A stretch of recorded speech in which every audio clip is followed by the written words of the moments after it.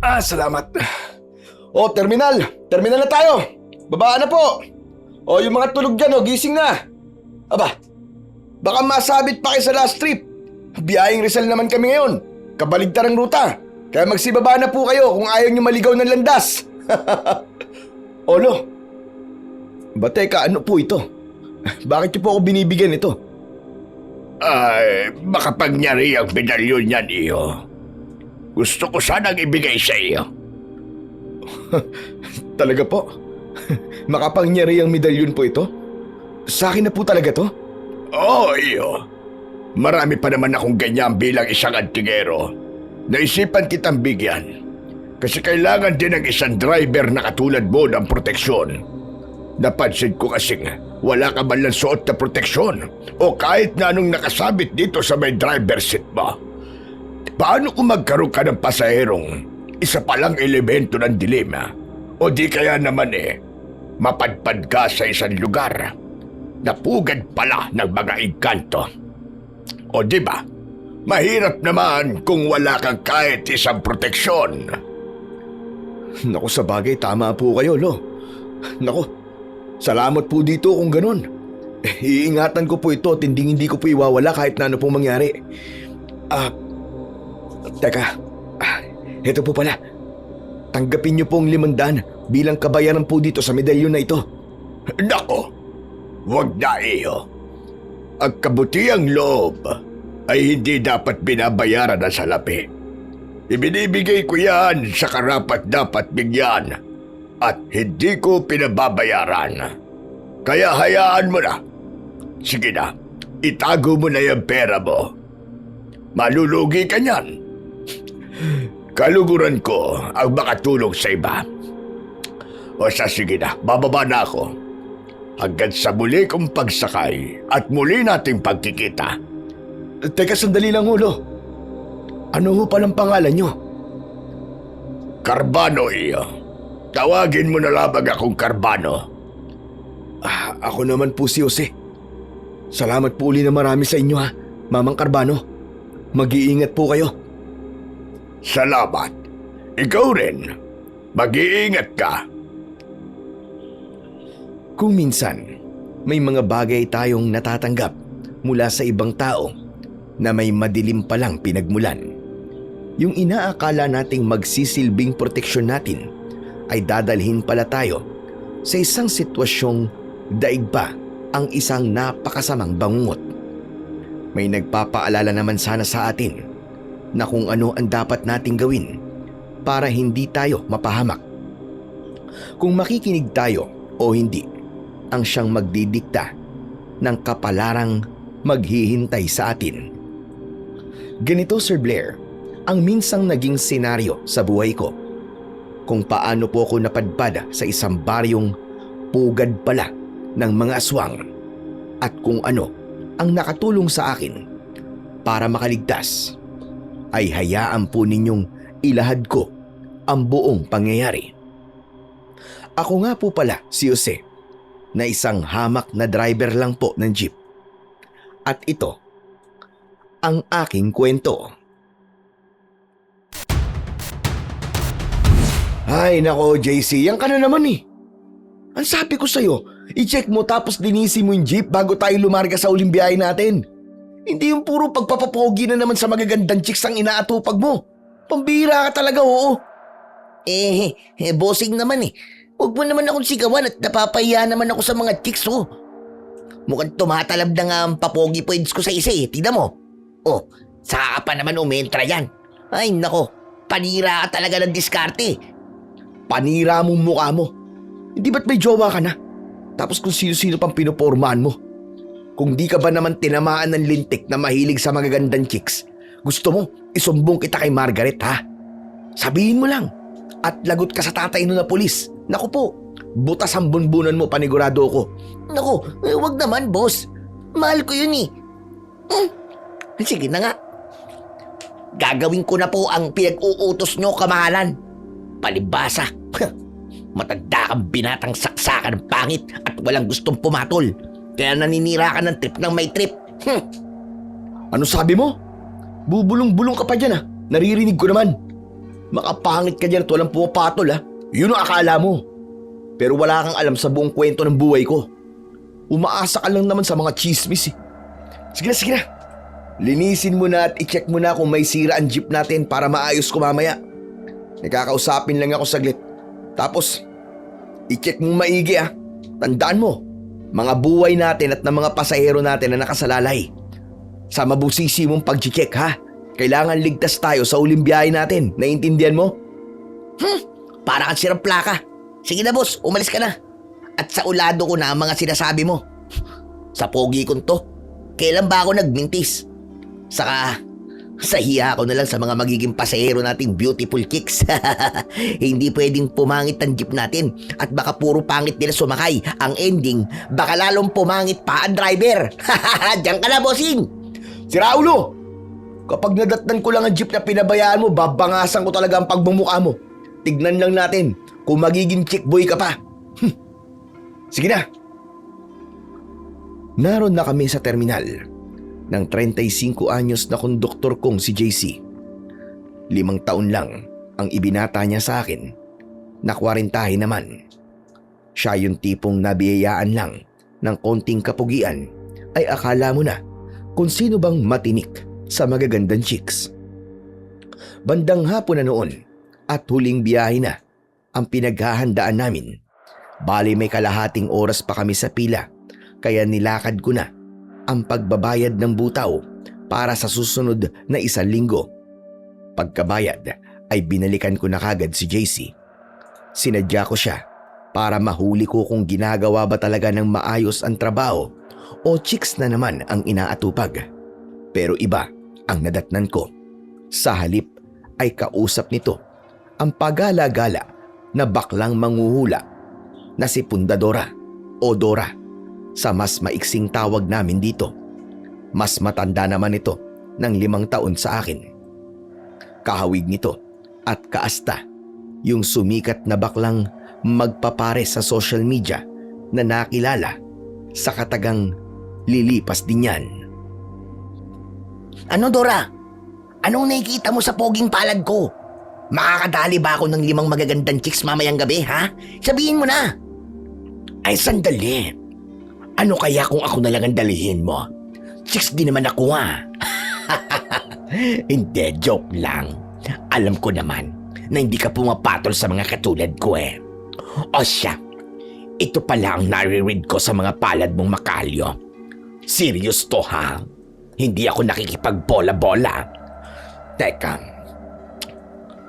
Ay, ang sabi rito, avoid mo muna ngayon ang isang bagay na want mo. Hala, ano kaya yun na want mo? Tapos, ay embrace mo naman daw yung bagay na sobrang di mo want. Dahil yun daw ang magsisave sa inyong dalawa. Ha? Bakit sa amin dalawa mag-isa ko lang naman? Niloloko mo yata ako eh. Diba, kasama mo ang driver mo si Jose. Where na pala yun? Nagtataka nga ako At bakit nasama siya sa reading ko Dapat yata ay ma-read ko rin ang palm song niya. Malay natin, baka meant to be kayo, kaya nasama siya. Sira ulo. Huwag mo nga kaming igaya sa'yo. Hindi kami bakla na katulad mo, no? Ay, ito na pala si Bossing O yan, sige na. Basahan mo na rin siya. Ayusin mo lang ha. At makakatikim ka talaga sa akin, bakla ka. Ay, gusto ko yan. Ipapatikim. Joke lang again ha. Baka mamaya mapikon ka. O sige na, ibulsa mo na yung kamao mong malapakyaw at ayoko maging punching bag no. Sayang ang exotic beauty ko na gift sa akin ng moon and the stars in the skies. Baliw ka talaga, Dora. Pero mabuti na lang at ikaw nandito. Akala ko kasi puro chicks na naman ang inaatupag ditong si JC. Oh, sige, ito pala ang palad ko. Basahan mo nga rin ako. At kung sakaling hindi rin maganda, magawan ka agad ng paraan, di ba? Okay, akin na ang palad mo. Ayun. Abracadabra sis bumba kludum. Nako, Ito naman ang nariread ko sa Pamsung mo, Jose. Nako, serious din ito ha.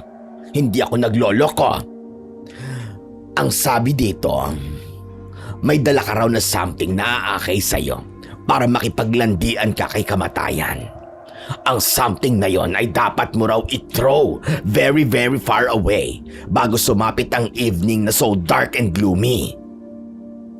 Una, ay pareho kaming napakunot ng noo ni JC. Nagkatinginan pa kami na medyo may konting pag-aalala dahil parehong negatibo ang nabasa sa amin ni Dora. Pero nang sumenyas ito na nababaliw lang si Dora, ay sabay na lang kaming napailing at napatawa. Kalokohan naman yung hula mo sa amin, Dory. Pinaglalaruan mo lang kami at gusto mo lang matyansingan mga palad namin eh, no? O ano, masaya ka na ba? Na nakahawak ka na ng kamay ng barako? Anong pinaglalaruan ka dyan, JC? Hoy, for your information, 95% ang probability na nagkaka-true sa mga hula ko, no? Don't me. Kung ayaw nyo maniwala, hindi ko nakasalanan yon kapag may nangyari sa inyo masama. Chancing kapag nalalaman dyan. Tsaka, hoy, saka mo ko sabihang mananansing lang kapag hindi nagkatotoo mga sinabi ko. Diyan na nga kayo. At namabad mood lang ako sa inyo. Piling nyo naman sobrang popogi nyo, no? Pero sabihin ko sa inyo, mas guwapo pa ang apam kong boyfriend sa inyo. Maka-walkout na nga. At nang makarampa na over there. Pagkaalis ni Dora, ay ipinagsawalang bahala na lang namin ni JC ang mga hula nito sa amin. Pagkasuri ko naman ng jeep, maayos na talaga ang lagay nito para sa huling biyahe, ay humanda na kami.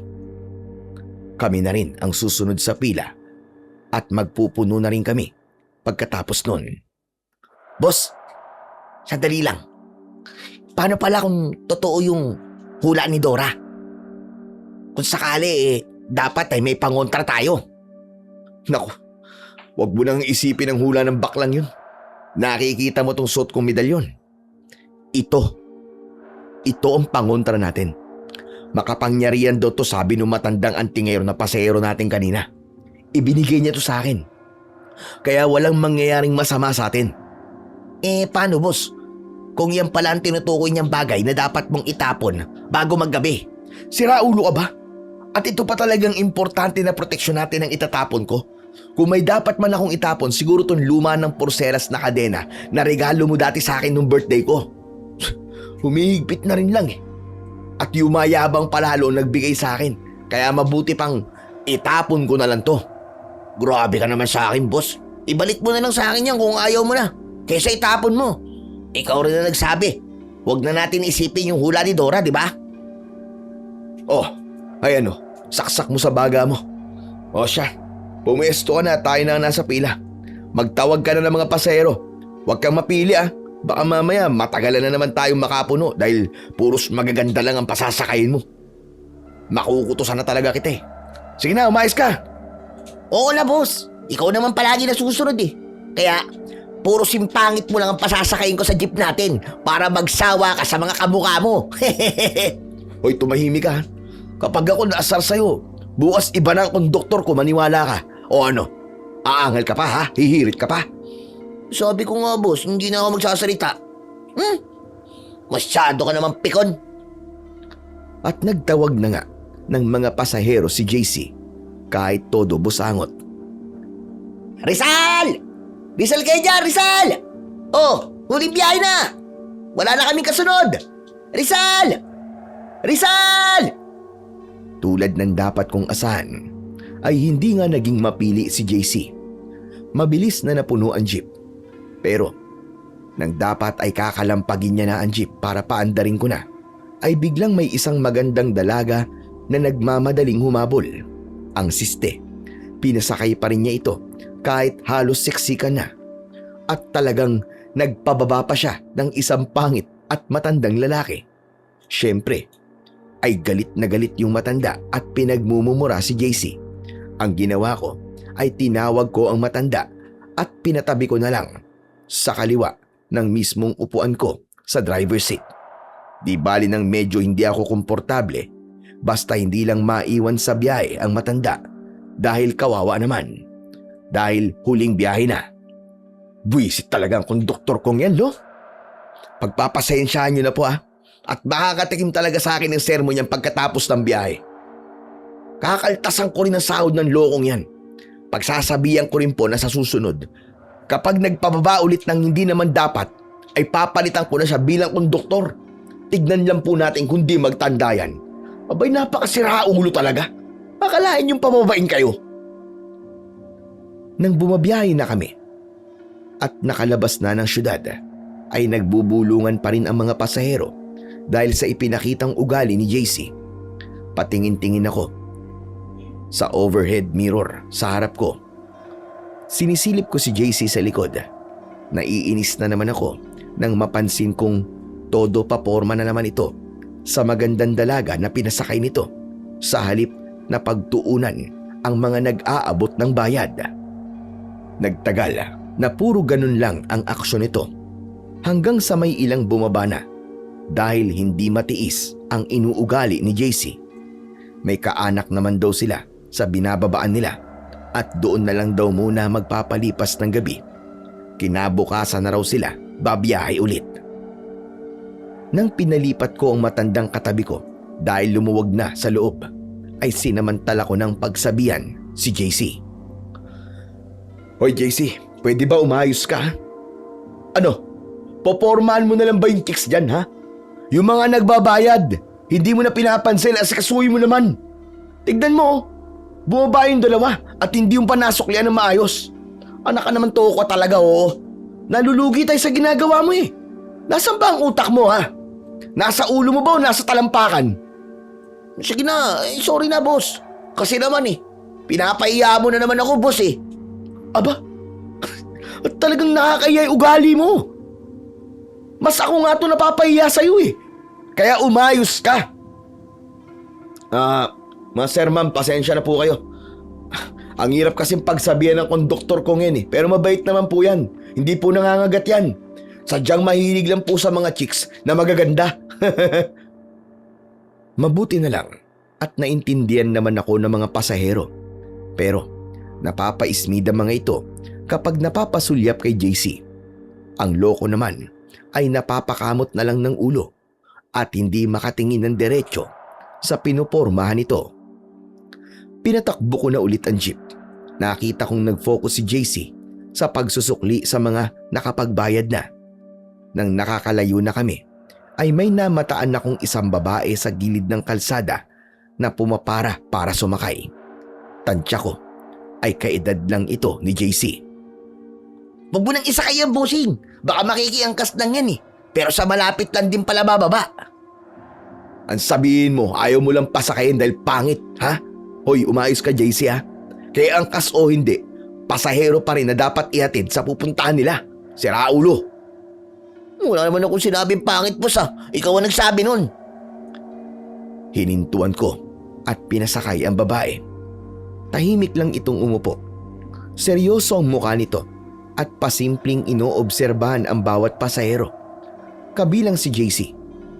Pati sa akin ay pasimple ring napapasulyap sa head mirror habang todo yakap sa bag nito na para bang mananakawan. Nang sandaling yon ay naisip kong may kakaiba sa babaeng yon. Naramdaman ko pang parang kumibot ang suot kong medalyon.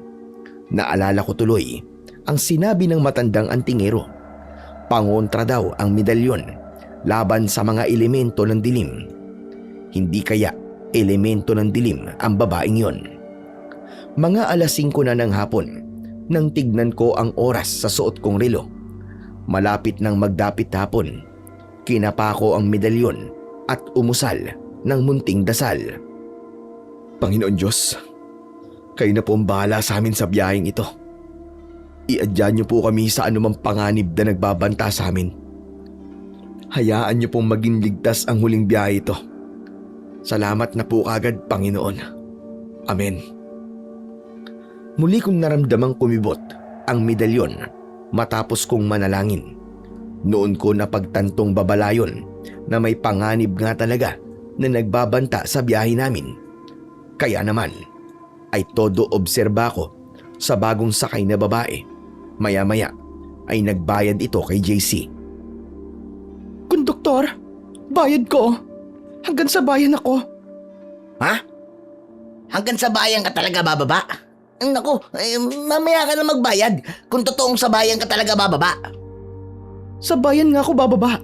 Bakit ba parang duda ka sa akin? Kahit tignan mo pa ang pamasahe ko. Sakto lang na bayad hanggang sa Rizal. Basta. Mamaya ko na kukuhanin ng bayad mo. Ayoko munang mahawakan yan eh. Ew! Sus, ang arte naman ng konduktor na to. Makaiw ka para ka nandidiri sa akin ha. Kung mo ba pangit lang ako? Ang sama naman ang ugali mo. At least, aminado kang pangit ka. At hindi mismo sa bibig ko nang galing. Che, mahangin. Pasalamat ka. At hindi ako masamang tao. Dahil kung nagkataon, ay isusumpa talaga kita. Salamat naman kung ganon. Wala akong poproblemahin. Napapailing-iling na lang ako sa eksenang yon ng babae at ni JC. Base sa pananalita nito ay naisip kong mukhang hindi naman yata ito ang banta sa biyahe. Hindi naman daw ito masamang tao. Kung gayon, alin kaya sa mga pasahero ang banta? Ang matanda kaya nakatabi ko kanina? Pero malabo dahil hindi ko man lang naramdaman na kumibot ang medalyon habang katabi ko ito. Malabo rin namang si JC mismo dahil kasama siya sa hula ni Dora. Pareho raw kaming mapapaharap sa panganib. Sa huli, ipinagsawalang bahala ko na lang ang kakaisip sa banta. Nakapagdasal naman na ako sa Panginoong Diyos. Tama na siguro yun. Tinutukan ko na lang ang pagdadrive. Nang nakakailang barangay na ang nalalagpasan namin, walang ano-ano ay may pumara na naman para sumakay. Isang sexy at magandang dalaga. Lalagpasan ko sana ito dahil puno na rin naman. Pero grabing kinalampag ni JC ang dulong bubong ng jeep. Kaya napilitan akong mapahinto. Miss Beautiful, sakay na. Kasya pa ang isa sa kanan. Hoy JC, anong kasya pa ang isa? Wala na mauupuan na. Meron pa, boss. Hoy, ikaw pangit na babae. Bumaba ka na lang, total. Di ka pa naman nakakapagbayad eh. Itong si Miss Beautiful na lang ang sasakay. Ha? Sira ulo ka ba? Bakit naman ako bababa? Nakasakay na ako. At wala pa ako sa tamang bababaan ko. Saka kanina pa ako nagbabayad eh.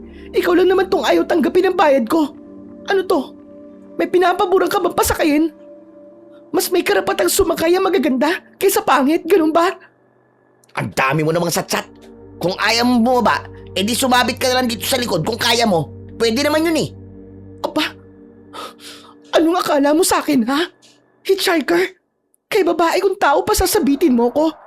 Nasaan ba ang utak mo? Wala ka sa katwiran, hoy. Hindi ako bababa rito dahil ako naunang umupo. Ayaw mo? O gusto mong kalad ka rin kita palabas? Naghihintay na si Miss Beautiful oh. At talagang ipipilit mo pa siyang pasakayin kahit punuan na? Kung mo ba maganda siya at sexy? Aba, maging patas ka naman, konduktor. Mali ang patakaran mo. Maman driver, ano ba tong konduktor mo? Nasisikmura mo ang ganito kabastos sa mga pasahero nyo? Nako, pasensya ka na miss ha. JC, ano ba? Ayusin mo ang utak mo. Umaandar na naman ang hilig mo sa magagandang chicks. Huwag mo nang ipilit kung hindi na kasya. Hindi tama na magpapababa ka para lang ipilit yung gusto mong isakay. Isa pa, ako ang masusunod dito at hindi ikaw. Boss, nagmamakaawa tong si Miss Beautiful oh. Isakay na raw natin. Dahil importante raw na makauwi siya ngayon sa kanila sa Rizal. Wala na raw siyang ibang masasakyan eh. Ganon. Sa tingin mo, hindi rin importante na makauwi ako ngayon sa Rizal? Lahat kaming nakasakay rito, importante na makauwi kami. Hindi lang siya. At kung ipipilit mong pasakay ng babaeng yan, mabuti pa, ay pababain mo na kaming lahat at siya na lang ang isakay mo mag-isa. Total, siya lang naman pala ang importante para sa'yo. Mga ate, kuya, magsibaba na nga po tayo at tignan natin kung ano ang mapapala nila sa pagiging hindi nila patas sa lahat. Siyempre, ay nagulat ako nang sumunod naman ang ibang pasahero nang simulang bumaba ang pangit na babae. Galit na nagbubulungan ng mga ito. Nakuha pang itulak ng ilan si JC sa inis ng mga ito. Alo! Sinunod niyo talaga ang pangit na babaeng yan? Uy! Huwag kayo magsibaba! Hindi ko na ibabalik ang mga bayad niyo, sige!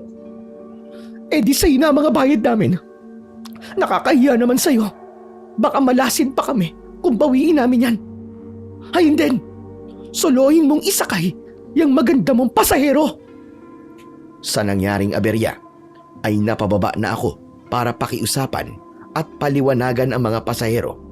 Kay JC naman ay hindi na ako nakapagpigil at tuluyang ko na itong binatukan sa sobrang gigil ko.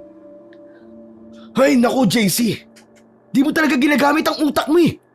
Pinanggigigil mo talaga ako eh. Oh, hetong sayo!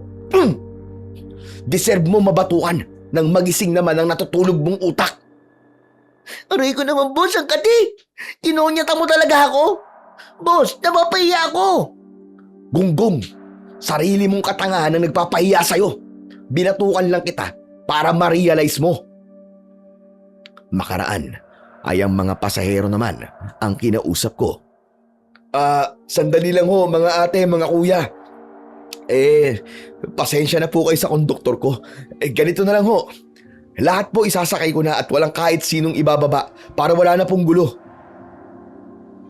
Saan mo naman isisiksik yung magandang babae? Saka ayoko na sa loob at ayoko makita ang pagmumukha ng konduktor mo, Manong. Baka pwedeng sa harap na lang ako sumakay. Aba di lalo namang ayokong makita ang pagbumuka mo. Tumigil ka na, JC ah. Ikaw na nga ang panggulo. Ikaw pa ang matabil magsalita dyan. Sakto naman yung dalawang lalaki na nakasakay sa harap ng mga katabi ko ay mauuna pang bumaba bago pa sumapit sa bayan. Ang mga ito na lang ang nagpresentang sumabit sa likod ng jeep para may maupuan ang pangit na babae sa harap. Ibig ding sabihin ay kasya pa ang isa sa harap. Naku, salamat naman sa inyo mga tol at nagpaubaya kayo. Ito kasing tarantadong konduktor ko eh. Saksakan ng hangin ang laman ng utak eh. Bossing naman, huwag ka naman ganyan. Sobra na ako napapahiya eh. Deserve mo yan para magtanda ka. Ang hirap mong pagsabihan samantalang hindi ka na bata. Oh, di paano po mga ate, mga kuya. Magsisakay na po tayo. At malapit na rin pong dumilim eh. Mahirap na pong maiwan kayo rito at wala kayong ibang masasakyan. Tayo na po mga ate, mga kuya. Mahirap po ang ganitong biyahe natin na paggabi na. Alam niyo naman po sa lugar natin, may mga gumagala na naman daw ng mga aswang. Mahirap nang matsyempoan pa tayo. At sana, may mga dala po kayong pangontra. Aswang ka dyan. Ikaw nga mukhang aswang dyan eh. Kung may dapat mang maunang malapa rito, kundi ikaw. At sinapok ko mismo sa nguso niya si JC dahil na naman sa masamang sinabi nito. Kahanay ko, boss. Grabe ka naman, baka bumusal-sal ang uso ko. Ginulo mo na nga ang buhok ko sa tripleng batok mo sa akin kanina eh. Pati ba naman nguso ko gusto mong pasabugin? Sabi ko kasi tumigil ka na. Dumadakdak ka na naman eh. Wala namang kwenta yung sinasabi mo. Bakit, boss? Nagsasabi lang naman ako ng totoo ah. Mukha naman talaga siyang aswang ah. At sinapok ko na naman uli ang nguso ni JC. Hindi ka ba talaga titigil ha? Anong gusto mo? Tuluyan ko na sirain yung ipinagmamalaki mong kagwapuhan mo kuno, ha? Ha? Ewan ko sa'yo, JC. Isa pang buka ng bibig mo at bugbog na talaga ang ibibigay ko sa'yo, makikita mo. Sorry na, boss. Hindi na ako magsasalita na masama. At nagsisakay na ulit ang lahat ng mga pasahero. Mukhang natuwa ang mga ito sa ginawa kong pamamahiya kay JC. Nakangisi ang ilan, ang iba naman, kung hindi napapailing, ay nagpipigil na matawa. Si JC naman ay parang binatukang kuhol na napapakamot ng ulo at nakayuko. Nahuli ko pang pasimple nitong sinamaan ng tingin ang babaeng pangit habang sumasakay katabi ko sa harap. Ay nako, Manong driver. Paano niyo pong natitiis ang konduktor na to? Gwapo nga, pero mahina naman ang kukote. Ang gusto magaganda lang ang pasahero. Nakakapikon. Ay nako, ewan ko ba. Sa awa ko na lang siguro kaya natitiis ko yan. Wala kasing trabaho yan eh. At palagi lang pinapagalitan ng mga magulang niya. Gumagamit na rin yan minsan ng pinagbabawal na gamot at tinatamad na rin mabuhay. Isinalba ko lang at kinuwang kong doktor para naman may ibang mapaglibangan. Ay nako, kailan ko lang naman nalaman na mahilig pala yan sa magagandang chicks eh. Sa hilig nga niyan, diyan naman ako nahihirapang pagsabihan siya. Pagtagal siguro, magtatanda rin yan.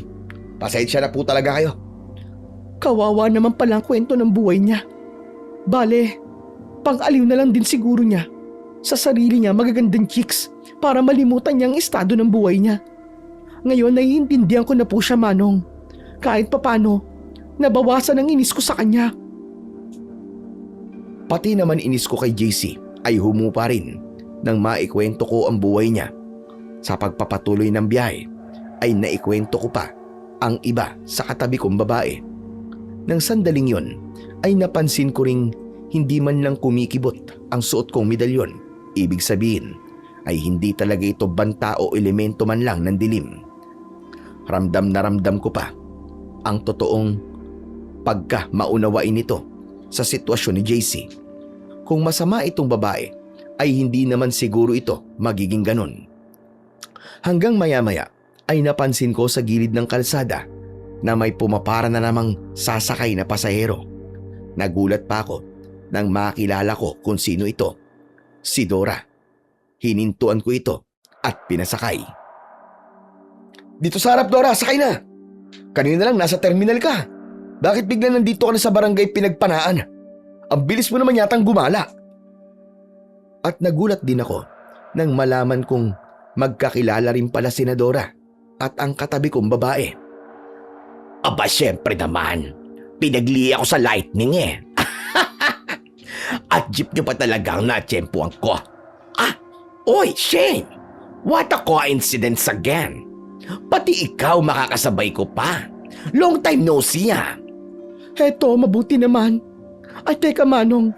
Mabuti at pinasakay niyo tong si Dora. Buti, di siya pinagbawalang pasakayin ng konduktor mo. At bakit naman ako pagbabawalang sumakay ni JC Aber? Kasi ayaw niya magpasakay ng pangit. Kung alam mo lang, pinabababa ba naman ako kanina? Komo nga pangit ako para lamang maisakay niya yung isang magandang babae. Os, ginawa niya talaga yon? Oo nga. Kahit tanungin mo pa si Manong driver. Nagprotesta nga ako kanina eh. Alam mo naman ako, basta may katwiran, ipaglalaban ko talaga. Sureness ba yon, Jose? Oo, Dora. Alam mo naman ng JC na yan eh, mahilig sa mga gandang chicks at ayaw sa mga pasahirong pangit. Pinahiya ko nga kanina eh. Ay, ganon? Grabe naman yung JC na yan. Nakakaloka. Di, na-hurt ang feelings mo, Friendship Shane. Naman, sagad ang gambuto. Sobrang ang nakakagigil eh. Ay, teka pala. Bakit mo pala tinatanong kung bakit ako pinasakay? Bakit? Hello? Pangit ba ako, Friendship? Hoy, for your information ha, maganda naman ako. In fact, Angel Locsin ako kapag nakatalikod, Marian Rivera kapag naka-side view, at Donita Rose kapag naka-look down view. Ganon? Paano kapag nakaharap? Ay, sandali, Friendship. Tapos na tayo. Tinanong mo talaga yan? Alam mo ba, you hurt my feelings. Alam mo yung mga ganyang klaseng tanong, hindi na dapat tinatanong yan, no? Nakakaloka ka. Sorry naman, Friendship. Na-curious lang ako bigla kung sino naman ang kamukha mo kapag nakaharap na. At na-curious ka pa talaga, ha? You know naman na exotic ang beauty ko, no? Well, Jose, patakbuhin mo ng jeep. Okay, Tams. Sa lakas ng impact ng exotic beauty ko, nawawala sa sarili ang isa dyan. Iba ka talaga, Dora. Ang taas din ang kumpiyansa mo sa beauty mo ha. Exotic pala ang ganyan. Ngayon ko lang nalaman yun ha. Tara na! At muli ko nang pinatakbo ang jeep. Maya-maya ay napansin kong nanghahaba ang leeg ni Dora. Hindi ko alam kung sa akin ba napapatingin o sa suot kong medalyon. Oh, Anong tinitingin-tingin mo dyan, Dora? Huwag mong sabing nagkaka-impact din ako sa'yo, ha? Nagkaka-impact ka dyan. Hoy, hindi no? Ang sa akin lang eh. Ano pala yung suot mo? Yung nasa terminal pa tayo wala naman yung suot mong ganyan na. Bakit ngayon biglang meron na? Medalyon ba yan? Ito ba? Oo, medalyon nga to. Bigay sa akin ng isang matandang antingero daw na bumaba sa terminal. Proteksyon ko daw to laban sa mga masasamang elemento sa paligid. Makapangyarihan daw ang medalyon na to. Wow, talaga? Makapangyarihan yan? Pwede yung bang hubarin? At titignan ko lang kung tunay bang medalyon yan o ano? Hinubad ko naman ang medalyon at iniabot yon kay Dora. Si Shane naman ay napansin kong napapakunot na lang ng noo at malalim na napapaisip. Minamataan nito ang medalyon habang hawak-hawak at sinusuri ni Dora. Medalyon nga ba ito? Teka, paano nga ba malalaman kung true o fake ang isang medalyon? Ikaw, Friendship Shane, baka nose mo. Pagkakaalam ko di ba antingero rin ang tatay mo? Ibig sabihin, may nose ka rin tungkol sa mga medalyon. Ha? Antingero rin tatay mo? Oo, Manong. At tingero nga po ang tatay ko. Sandali, Dora. Iabot mo nga sa akin na medalyon at titignan ko maigi. Sa hipo lang. Malalaman ko na kagad kung totoo ang isang medalyon o peke. Inabot naman ni Dora ang medalyon kay Shane. Seryoso itong pinakiramdaman ng babae. Pinasadahan ng daliri nito ang mga nakaukit dito at tinangkapan timbangin sa kamay kung mabigat ba o magaan. Idinikit din ito ang medalyon sa pamulsuhan nito. Ano? True ba, Friendship? Mabigat-bigat naman siya at hindi rin basta-basta ang pagkakaukit dito. Kaya lang, ay parang hindi ko maramdaman kung mainit siya o malamig. Ang totoong medalyon ay dapat na mainit-init at hindi malamig. So fake siya. Kasi sabi mo, hindi mo maramdaman kung mainit o malamig. Hindi ko pa sigurado kung peke ito o tunay. Pero parang sinadyang hindi kagad malaman. Kaya ganito ang temperature niya. Sandali. May ibang paraan para malaman kung peke ito o hindi. Heto. Hawakan mo muna ang medalyon, Dora. May ilalabas lang ako. May dinukot ang babae sa bag nito. Inilabas nito ang isang botelya na may laman na kung anong mga sul-ngasul na likido. Ano yan, Friendship? Langis? Tama ka. Ito ay isang espesyal na langis na pampahid para malaman kung ang isang bagay ay tunay o peke. Lalo na ang mga anting-anting o medalyon na tulad nito. Kapag pinahiran nito ang isang bagay, ay ilalantad dito ang totoong enerhiyang taglay nito. Ay hala! Ba't parang so creepy naman ang sinasabi mo, Shane? Hope na hindi fake ang medalyong ito. Dahil kung hindi, hindi ko na lang din knows kung ano ang mangyayari. So creepy talaga. Heto, tignan mo ginabi pa tayo. Diyos ko, Lord! Relax ka lang, Dora. Nanalangin naman ako kay Jesus kanina Naiadya ang biyahe nating to laban sa kahit na anong panganib. Malay mo, tunay ang medalyon na yan. O edi, dagdag proteksyon talaga natin yan. Paano nga kung fake? Tapos sa halip na proteksyon ang dala, ay baka lalo pa tayong ipahamak. Ay, gusto ko pa mabuhay ng so long, no? I want more bembang pa sa jowa kong afam. Maya-maya, ay bigla namang sumigaw mula sa dulo si JC. Hoy Dora, ang ingay-ingay mo dyan. Ano ba pinag-uusapan niyo dyan? At apam mo na naman ang bukang bibig mo. Maya ka naman sa mga pasahirong nakakarinig sa'yo, no? Ay hala, may chismosang pala ka. Hoy JC, mag-focus ka na lang dyan. I-keep watch mo ang mga pasahero. Saka hindi ka ang topic namin dito, no? Pakailamero ka. Siguraduhin nyo lang na hindi ako ang topic nyo Dahil kung hindi, lagot talaga kayong tatlong pangit sa akin. Lakasan mo, dahil kung hindi pa-whisper-whisper ka pa dyan.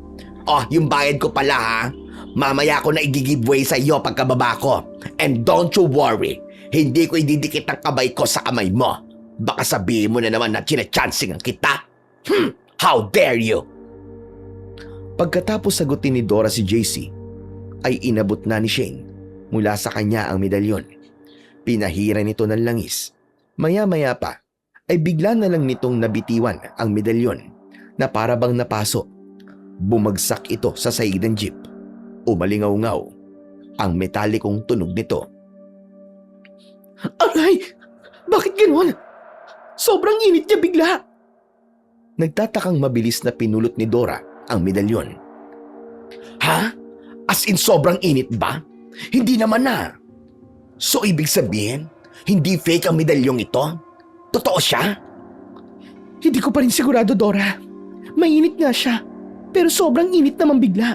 Ibig sabihin, ay hindi siya basta medalyon lang. May kung ano pa sa likod ng medalyong yan. What do you mean? Para ka namang nananakot niyan eh. I'm scared na. Manong, sigurado ka bang ang tingero talaga nagbigay sa'yo ng medalyon na to? Pwede mo ba siyang ilarawan sa akin kung ano mga napansin mo sa kanya? Halimbawa sa suot niya, sa mata niya, sa paraan ng pagsasalita niya, kahit ano. Basta napansin yung kakaiba. Napaisip naman ako ng malalim ng mga sandaling yon. Inalala kong maigi ang itsura ni Mang Carbano. Ang pangalan niya, Mang Carbano. Tama, Mang Carbano. Isang matanda. Ewan ko lang kung yun talaga ang pangalan niya. Tapos katamtaman lang ang taas niya. Matangos ang ilong na matulis na para bang tuka ng agila, parang pakurbang ganyan. Tapos mapuputi na ang buhok niya, pati yung balbas. Tapos maitim siya. Ang mga mata naman niya, malalalim. Parang hindi makatitig ng maayos sa akin nung kinakausap ko. Tapos, may kakaiba siyang amoy na, basta, hindi ko may paliwanag. Para bang pinaghalo-halong amoy ba? Ganon? Oo, parang gano'n na nga. Medyo masangsang sa ilong eh. Alam ko na. Baka'y natural na amoy ng thunders. Para bang amoy lupa, ganon? Hindi, kabisado kong amoy lupa ng mga matatanda eh. Ang sa kanya iba, Dora. Halo-halong amoy talaga, tas mabaho. Base sa description mo, Manong, baka isang gabunan na matandang yun. What is gabunan? Uri ba ng antingero? Hindi. Ang gabunan ay isang uri ng aswang. Isang mabangis, malakas, at makapangyarihang uri. What? Oh my gosh! Aswang talaga? I cannot! Huwag naman sanang gabunan talaga ang nagbigay ng medalyong ito. Pero bakit naman magkakaroon ng medalyon ng isang gabunan, di ba? Malamang nga, napeke ang medalyong yan, Dora.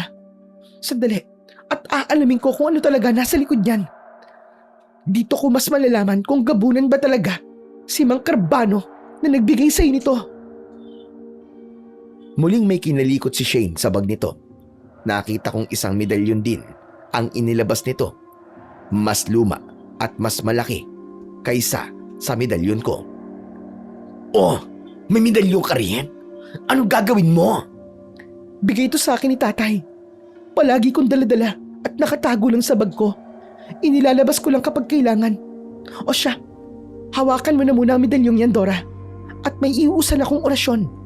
Ano man na mangyari dyan, ay wag na wag mong bibitiwan. Okay, just make sure lang na safe ako ha. Kapag may nangyaring masama sa akin, friendship, nako, tapos na talaga ang pagkakaibigan natin. At mahina lang ang umusal ng orasyon si Shane. Ako naman ay nag-concentrate sa pagdadrive. Nasa busy highway kasi kami at maraming sumasalubong na mga sasakyan sa kabilang linya. Hanggang sa walang ano-ano ay biglang umilaw ang hawak na medalyon ni Shane. Nakasabay rin ng pag-ilaw ng hawak namang medalyon ni Dora. Oh my gosh! Nagla-lightsong ang dalawang medalyon. Shane, anong meaning dito? Again! Oh my gosh! Oh, kumakabog ang bubelya kong flat! Ano pakiramdam mo dyan sa medalyong yan, Dora? Lumamig ba bigla? Oh yes! Very malamig na nga siya. Hoy Shane, sabihin mo kung anong meaning nito. Diyos ko, kinikilabutan talaga ang exotic ng beauty. I don't like this. Peke nga talaga medalyong yan, Dora. At alam ko na kung ano ang pakay. Kung bakit ibinigay yan sa'yo, Manong. Ha? Anong pakay sa akin? Sa takot ni Dora, ay bigla niyang inihagis sa akin ang umiilaw na medalyon. Lumapag ito sa kandungan ko, pero sa halip na damputin, ay hinayaan ko na lang muna ito. Diyos ko, Day! Iba ang pakiramdam ko sa medalyong yan, Jose. Dapat ay hindi mo yan basta-basta tinanggap sa matandang yon. Ay, teka. Maalala ko pala ang hula ko sa terminal. Baka yan yung something na dapat ay itapon mo bago gumabi. Ay nako, itapon mo na yan ngayon din, Jose. Delikado tayong lahat ngayong gabi dahil dyan. Bakit ngayon mo lang naalala, Dora? Sa bagay, late ka na rin palang sumakay. Madilim na rin. Kung ngayon lang natin tatapon yan, baka huli na. Siyak, natumalab na kung ano man ang nasa likod ng medalyon na yan. Ay basta, itapon mo pa rin yan, Jose. Dalian mo na, itapon mo na. Agad ko namang dinampot ang medalyon. Pero nanlaki ang mga mata ko nang kahit na anong gawin ko ay hindi ko ito madampot. Para bang dumikit na ito sa hita ko. Diyos ko, anong nangyayari? Tingnan nyo. Hindi ko madampot to. Dumikit yata sa pantalon ko. Oh my gosh, Shane! Ikaw na kaya dumampot. Bilisan mo! Pero nang si Shane na ang dumampot, ay para namang biglang itinulak ang kamay nito. Kahit na anong pilit, ay hindi nito mahawakan ang medalyon. Hala, hindi ko rin mahawakan. Ikaw, Dora, ikaw nakahawak nito kanina. Baka madampot mo. Dapat pala hindi mo na inihagis pabalik kay Jose. Inihagis mo na lang pala dapat sa labas. Late ko na kasing na-realize eh. O siya, tabi ka muna at ako na dadampot. Huwag kang malikot, Jose, ha? Baka ibang madampot ko, magsisisi ka. Pero maging si Dora ay hindi na rin niya madampot ang medalyon. Sobrang dumikit na talaga ito sa pantalon ko. Oh my God! Hindi ko na rin madampot! Diyos ko! Bakit kaya? Pati si JC ay lumapit na rin sa kinaroroonan namin. Pati ito ay nakidampot na rin. Tumabi nga kayo, tabi! Ako lang dadampot! Baka isang poging tulad ko lang ang makakadampot niyan. Ang papangit nyo kasi, kaya siguro ayaw magpadampot sa inyo eh. Pero kahit ano ring gawin ni JC, ay hindi rin naman niya madampot ang medalyon. Anak ng... Ano to? Bakit ayaw? Ano ba nangyayari sa medalyong yan, boss? Saka bakit ang lamig at umiilaw pa? Hanggang sa walang ano-ano, ay naramdaman ko na lang na biglang humigpit ang hawak ko sa manibela. At gano'n na lang ang panlalaki ng mga mata ko nang mapagtanto kong kusang inililiko ng mga kamay ko ang jeep. Ah! Ano to? Ang mga kamay ko! Biglang hindi ko makontrol ang pagdadrive ko! Ah! Magsikapit kayo na magbet! Hindi ko na makontrol ang manibela ng jeep!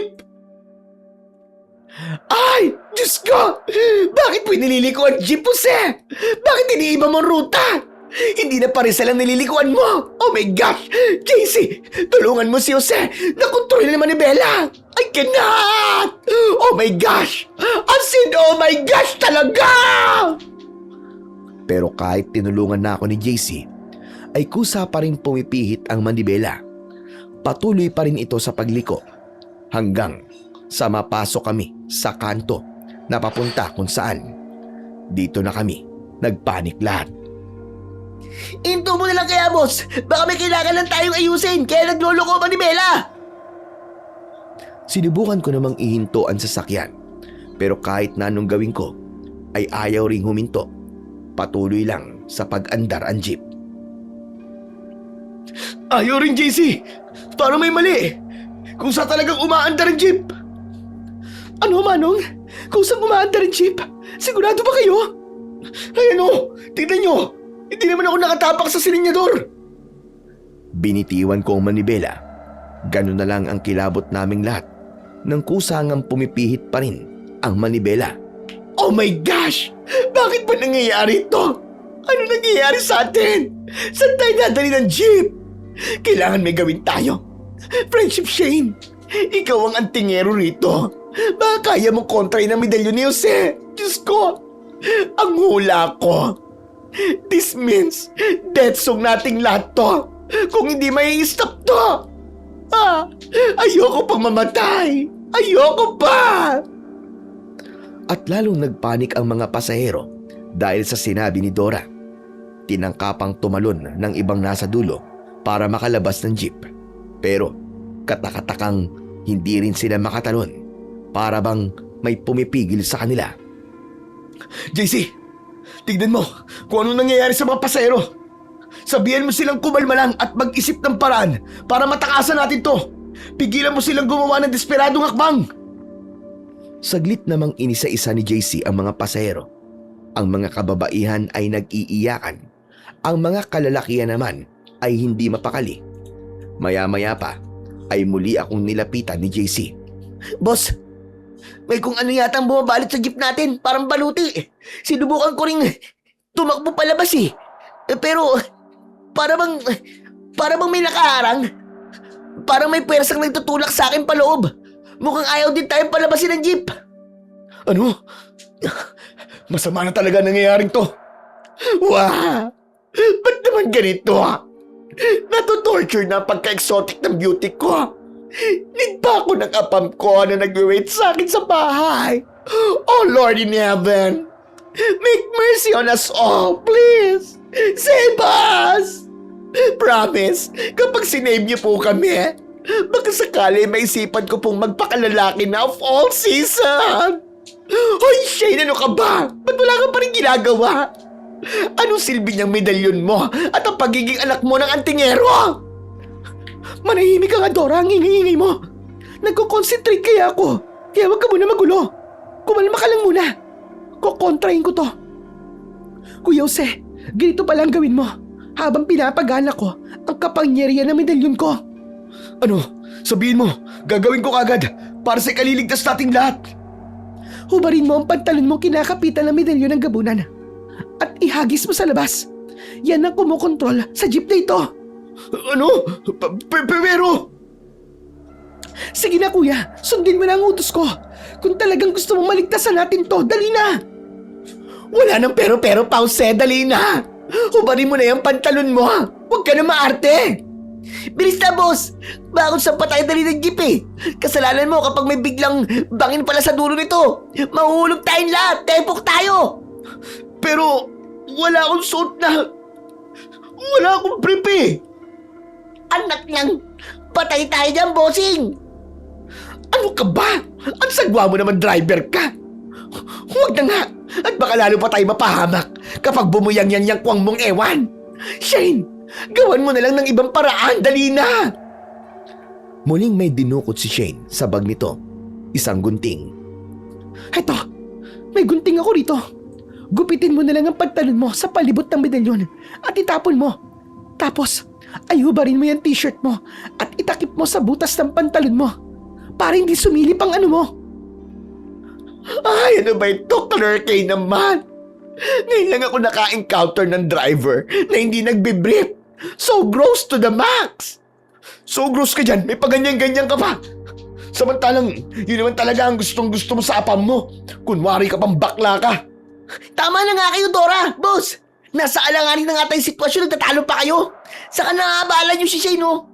Sige na, boss! Gupitin mo na yung putotoy mo EST, yung pantalon mo. Tapos, itapon mo na yung malas mong medalyon sa labas. Sabi ko naman kasi sa boss eh, tama ako na yan ang bagay na dapat mong itapon ayon sa hula ni Dora. Hindi ka kasi nakikinig sa akin eh. Mas pinili mo pang isauli sa akin ng porselas na regalo ko sa'yo. Ayan! Ayan na nga ba ang sinasabi ko sa inyo? Minamaliit nyo kasi masyado ang hula ko. Di ba sinabi ko nga sa inyo, 95% nga na nagkakatro ang mga hula ko. O ngayon sabihin nyo sa akin ha, JC, na chancing lang ang nahabol ko sa inyo. At dahil sa hindi nyo pagsunod sa mga nahuhula ko, eto, pati tuloy ako na nadamay. Sasagutin ko pa sana si Dora, pero napailing na lang ako at inatupag ko na lang ang paggupit sa pantalon ko. Parang nandidiring inihagis ko kagad ang medalyon matapos ko itong magupit. Pero noon naman ako nagulat nang mapansin ko kung saan na kami banda dinala ng jeep. Mukhang napadpad kami sa isang baryo na kasalukuyang may pinagdiriwang na piyesta Maraming mga banderitas na nakasabit sa paligid. Naririnig na rin namin ang tunog ng mga tambol at kung ano-anong kakaibang mga instrumentong pangmusika. Maiingay rin ang mga tao na para bang tuwang-tuwa sa pagdating namin. Ha? Anong baryo doon napasukan natin, boss? Mukhang may piyesta pa yata. At parang welcome na welcome tayo rito Sa tignan nyo. Wow! Maraming magagandang chicks na nagsasayaw sa paligid. Sarap bumaba at makiparty. Partiin mo yung mukha mo, JC. Tandaan mo, nasa peligro tayo ngayon. Pairalin mo ang kukote mo at hindi yung kamanyakan mo na naman sa magagandang mga chicks. Setup to. Tignan nyo, tumigil na rito ang jeep. Kaya alerto kayo. Huwag na huwag muna kayong bababa. Makiramdam muna tayo at magmasid sa paligid. Nagmasid nga ako sa paligid. Napansin ko ring maraming mahahabang lamesa sa paligid. Ngunit nakapagtatakang walang mga handa na nakalapag sa ibabaw ng mga ito. Nagbubulungan din ang mga tao habang nakangising nakatingin sa sasakyan namin. May ilang kalalakihan pang parang nag-iisip at kaduda-duda ang kilos habang palakad-lakad na paroon at parito. Sa sentro ng baryo ay may isang bagay pa akong napansin. Parang may isang altar at may ribultong nakatayo rito na hindi ko gaanong maaninag kung ano ang itsura. Pero para itong may sungay sa ulo. Para bang isang demonyo. Ay Diyos ko! Bakit ang dami ring mga gwapong nagkalat sa paligid? Pero never ako magpapatukso sa kanila dahil may mali talaga sa lugar na ito. Tama ba ako, Shane? Same lang ba ang kutob natin? Tell me. Tama ka, Dora. Diyos ko, tignan nyo. Kakaiba na ang ilaw na medalyon ko. Ito'y babala na may mga aswang sa paligid. Mga aswang ang mga tao rito sa baryong to. Inakay tayo sa piyesta ng mga aswang. Oh my gosh! Kinikilabutan na talaga, Kesh. Ayoko malapa ang beauty ko ng mga aswang. Friendship, ano na ngayon ang gagawin natin? Need nating makalis kagad sa lugar na ito. Nang mapagtanto kong kailangan namin ng proteksyon at vulnerable kami, ay pinagmadali ko si JC. Kailangan kong protektahan ang mga pasahero. JC, madali ka. Isara mo at ilak agad ang mga bintana at pinto ng jeep. Walang lalabas at paaandarin ko ulit ang jeep. Baka sakali na wala na ang kontrol ng peking medalyon sa jeep. Dahil naihagis ko na sa labas kanina. Aatras tayo at papaspasan ko kaya kumapit kayo. Mabilis naman akong sinunod ni JC. Ayaw sanang ipasara ng ibang pasahero ang pinto ng jeep dahil balak nilang bumaba. Pero nag-aalangan at natakot naman sila. Kaya isinara pa rin ito ni JC. Kalma lang kayo at huwag kayong magpapalata na natatakot tayo. Alerto kayo. Kung may mga dala kayo riyan na pwede magamit na sandata o pangontra laban sa aswang, ilabas nyo na! Tinangka kong paandarin muli ang jeep. Pero kahit na anong pilit kong i-start, ay paulit-ulit lang na namamatay ang makina. Anak naman ng tokwa, oh! Ayaw mag-start! Ay, ano ba yan? Baka wala kang gasolina! Ang palpak-palpak naman ng biyaheng ito! Oh my gosh! Manuloka ako sa Yose! Imposible! Kakapagasolina lang namin itong jeep nang dumating kami sa terminal. Na-check din namin maigi ni JC ang jeep bago kami bumiyahe. Walang problema sa jeep, walang sira. Eh bakit tayo mag-start kung wala palang problema? Ibig sabihin lang nito, hindi pa rin lubusang naaalis ang kontrol na medalyon sa jeep. Sinadyaan lahat ng ito, Dora. So anong gagawin natin ngayon? Tutunganga na lang ba tayo at magwi-wait ng miracle, ganun ba? Magdasal na lang tayong lahat. Naniniwala akong malakas ang puwersa ng dasal kung marami at sabay-sabay. JC, sabihan mo lahat ng pasahero na magdasal tayong lahat ng sabay-sabay para sa kaligtasan natin. Ay, ano ba yan? Sana nga pakinggan tayo ni Lord. Parang hindi naman kasi siya pala kinig eh. O siguro, ako lang ang hindi malakas sa kanya sa prayer. Kayo na nga lang ang mag-pray dyan. Masasama naman siguro ako sa prayers nyo. Enough na siguro yon. Hoy, ano ka ba, Dora? Mag-pray ka rin. Kolektibong dasal ito at hindi personal lang. Kung di mo alam, mas pinakikinggan po ng Diyos ang mga dasal ng mas nakararami. At hindi basta personal lang na mga kahilingan. Hindi talaga siya nakikinig ng selfish prayers. Ganun pala yun? Now I know. Selfish nga siguro ang karaniwan ng prayers ko. O siya, makikipray na rin ng unselfish prayer. Sabay-sabay pa kaming pumikit at umusal ng kanya-kanyang dasal. Pero nang matapos at muli kaming magdilat ng mga mata, ay laking gulat namin nang mapansin naming naglalapitan na pala sa jeep ang mga tao sa labas. At nang unti-unting nagpapalit ng anyo ang mga ito, ay nagsigawan sa takot ang mga pasahero. Naging nakakatakot at mababangis na mga aswang ang mga ito. Umitim ang kanilang mga kutis, nasing itim ng uling, at naglangis na nakakadiring tignan.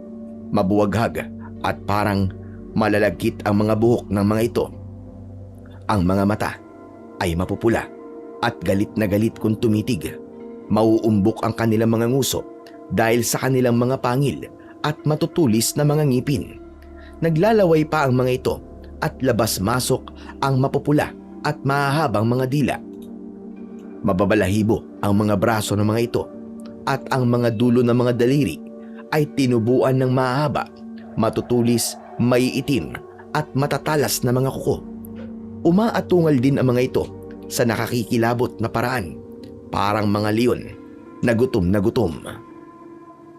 Mga aswang! Alerto kayong lahat! Ang mga sandata nyo! Ihanda nyo na! Mga super duper ugly aswang! Nasaan ba ang pepper spray ko? Try lang nilang lumapit sa akin. Bubulagin ko talaga sila.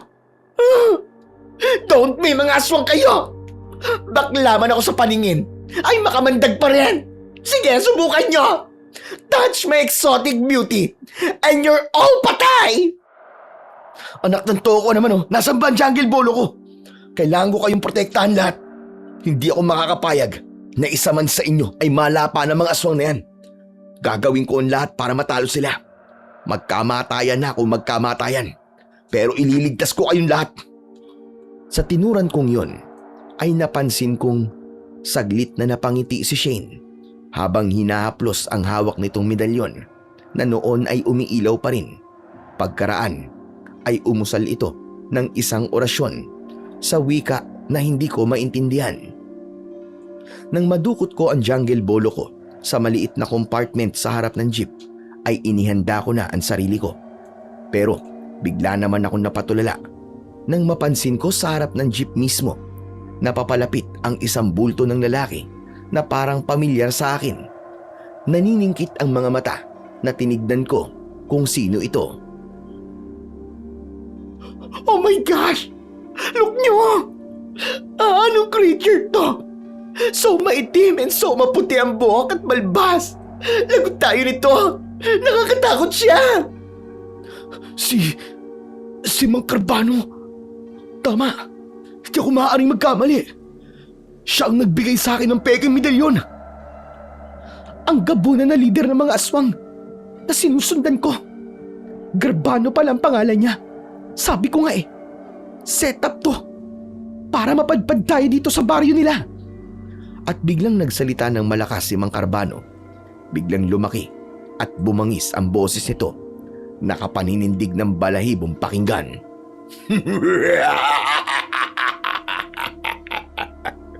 Maligayang pagdating sa baryo at sa piyesta namin, Jose. Ngayon ay may panghanda na kami sa mga lamesa namin.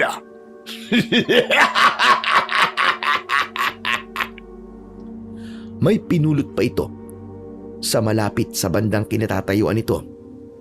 Nang angatin nito yon, ay mismong ang ginupit ko pala na parte ng pantalon ko na dinikitan ng peking medalyon nito. Nakaluloko ang pagkakangising idinikit yon ni Carbano sa bump ng jeep. Salamat sa medalyon kong ito at tagumpay kitang naakay rito. Matagal ko ng plinano ang lahat at matagal din kitang sinubaybayan. kay dali lang kitang nahikayat dahil sa kabaitan mo, Jose. Hindi ka man lang naghinala. Ang mababait na mga tao ay tunay ngang may hinang mga nilalang.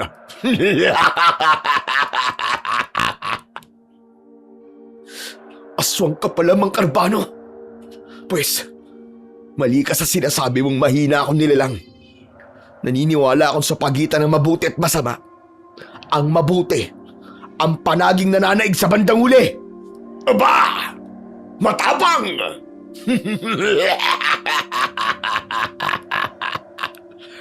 Yun ang akala mo. Pwes, tignan natin kung ano ang magagawa ng pinaniniwalaan mo sa baluarte ko. Saka hindi mo alam kung gaano ko ka makapangyarihan. Ngayong gabing ito ay masisimot kayong lahat. Siguraduhin mo lang, Mang Carbano, na kami talaga ang masisimot at hindi kayo. Para sabihin ko sa'yo, may kasama kami rito na anak ng isang antingero. Anak ng antingero? Nasaan ang sinasabi mong anak at ng antingero? Yang bakla ba na yan na kasama ninyo? Na mukhang siyakay? Aba, hoy! Makasyokoy ka riyan, ha? For your information, ang tamang term ay exotic. Ako yun, ano? Kakaimbiernak ka. Samantalang sa ating dalawa, ay di hamak naman na mas pangit ka. Ugly devil! Samantala, ay siniko naman ako ni Shane at pasimpleng bumulong sa akin. Manong, huwag mo akong ituturo na anak ng antingero. Hindi niya dapat malaman na ako tinutukoy mo. Wala pa ako sa tamang posisyon para kalabanin siya. Ang arte mo magsalitang bakla ka. Ngayon lang ako nakakita ng anak na antingero na bakla. Pwes, huwanda kang malapa ng penong-peno ng mga kalahi ko ngayong gabi. Hindi mismo ako ang dudurog sa'yo. Ayoko ng malansang dugo mo! Pweh! In your dreams! Sakan sabihin mo, takot ka lang na mahawaan kita ng kabaklaan ko. Come near me, at isang bite ko lang sa'yo ay magiging isang baklus na aswang ka na. A very ugly baklusin na aswang! Hinahamon mo talaga ako. Pwes, mga kasama, simulan na ang paglapa. Yugyugin nyo at sirain ang jeep at lapain silang lahat. Simulan ang masayang kapistahan ng mga aswang! At katakot-takot nga na dinumog na ng napakaraming aswang ang palibot ng jeep. Nagpanik ang lahat ng mga pasahero nang simulang tangkaing itabog ng mga aswang ang jeep. Ang resulta ay naglabasan ng iba, kabilang na si JC at ang magagandang pasahero. Pati naman kami ni Shane at Dora ay sinikap lumabas mula sa pwesto namin. Hindi ako makapapayag na malapa ng mga aswang si JC at ang iba pang lumabas. Dalawa ang jungle bolo ko. Paglabas ko sa may driver's seat, ay sinigawan ko kagad si JC. JC! Saluhin mo itong jungle bolo! Protekta mo ang sarili mo at ang mga kasama mo! Hanggang na sila! Susugurin na tayo! Pagkasalo ni JC ng jungle bolo, ay agad itong pumorma at inambaan ang mga aswang sa paligid. Sige, subukan nyo lumapit at matatagpas sa mga kamay niyong mga aswang kayo. Miss Beautiful, dito ka lang sa likod ko. Kayo rin, mga ate at kuya. Huwag kayong hihiwalay sa akin at poprotektahan ko kayong lahat. Yung mga sandata nyo, iambag nyo sa kanila at magtalikuran tayo. Pero sa halip na matakot ang mga aswang sa nakaambang nangingintab na jungle bolo ni JC, ay lalo pang umatungal sa galit ang mga ito. Sumugod pa rin ang mga ito habang nakaamba ang mga kamay na may matutulis na mga kuko. Nanang ko po! Atras! Atras tayo kila boss! Para sa backup! Dali! Nagtakbuhan ang mga kasama ni JC papunta sa direksyon namin. Si JC naman, habang paatras na tumatakbo, ay iwinasiwas ang hawak ng jungle bolo sa mga aswang na nagtatangkang sunggaban siya. Ang mga nasa loob naman ng jeep na halos mga natrap na ay sinugod din ng mga aswang. Umalingaw-ngaw ang nakakarindi na sigawan. Pero nang sandaling yon, ay napansin kong may tahimik na inuusal na namang orasyon si Shane habang hawak nito ang medalyon na itinatago sa loob ng bag nito. Ang sumunod na nangyari, napansin kong parang napaso ang mga aswang na nagtutulungang yugyugin ang jeep. Umaatungal na lumayo ang mga ito, natakantaka, pero saglit lang yon. Sumugod ulit sila pagkatapos, dahilan para maalarma na naman ako. Hindi! Walang dapat na malapa sa kanila! JC! Tulungan at protektahan natin sila! Ngunit sinugod naman kami ni Mang Carbano at ang mga kasama nitong aswang, hanggang sa nagsama-sama rin kami ni na JC. Boss, ano gagawin natin? Kaya ba natin ang mga aswang na to? Kaya ba ng mga jungle bolo natin?